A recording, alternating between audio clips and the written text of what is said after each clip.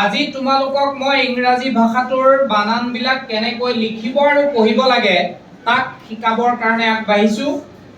সকলোৱে মন দি মোৰ কথাবিলাক শুনিবা আৰু মনত ৰাখিবলৈ চেষ্টা কৰিবা। এতিয়া তোমালোক সকলোৱে বৰ্ডলৈ চোৱা। ইয়াত কিছুমান আমি কি লিখিছো? ফনিক ওয়ার্ডস লিখিছো। কি ওয়ার্ড? ফনিক ওয়ার্ডস। ফনিক ওয়ার্ড এ সাউন্ডটো থকা কিছুমান শব্দ আমি কি কৰিম? আজি শিকিম। ইয়াত তোমালোকে দেখিছা এ আৰু টি দুটা আখৰ গোট খাই সাউন্ডটো কি হৈছে? এ টি এফ। সকলোৱে কোৱা এ টি এফ। এক আখৰ এই শব্দটো আমি যদি বিৰ কাষত লগাই দিওঁ বি এ টি কি হ'ব? সকলোৱে কোৱা B A T bat. C লগত যদি লগাই দিওঁ তেতিয়া কি হ'ব? C A T cat. এটো হ'ল এফ। এফৰ লগত যদি লগাই দিওঁ এফ এ টি ফেট।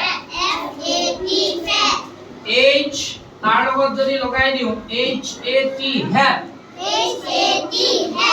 এমৰ লগত যদি লগাই দিওঁ এম এ টি মেট। এস এছৰ লগত যদি লগাও তেতিয়া হ'ব কি? এস এ টি শেট। এতিয়া মোৰ লগত সকলোৱে পঢ়িবা ডাঙৰকৈ।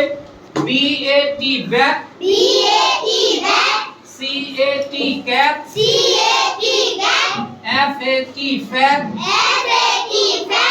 H A T hat. M A T mat. S A T শেট। ঠিক তেনেকৈ ইয়াত এ আৰু পি আছে এফ। এই এফটো যদি আমি ইয়াৰ লগত লগাও কেনেকৈ শব্দ গঠন হ'ব চাবা। পঢ়িবা সকলোৱে। C A P cap. G A P gap. L A P lap. M A P map.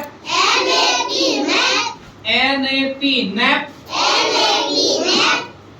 T A P tap. আকৌ এবাৰ আমি লগাম এন এন। কি বুলি কয়? An. B A N ban. V A N van. C A N can. F A N fan. P A N PAN.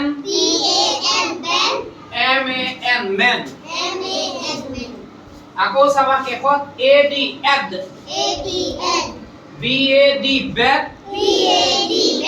D A D dad. H A D had. M A D mad. P A D pad. S A D set.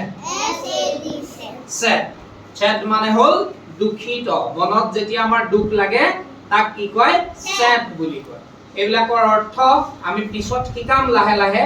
প্ৰথম তোমালোকে শব্দবিলাক লিখিবলৈ আৰু পঢ়িবলৈ শিকা। অভিভাৱকসকলৰ প্ৰতি এটি অনুৰোধ, এই ভিডিঅ'টিৰ পৰা চাৰ্টখন আপোনালোকে আপোনালোকৰ ছাত্ৰ-ছাত্ৰীৰ বহীত লিখাই দিব আৰু ঘৰত পঢ়াব।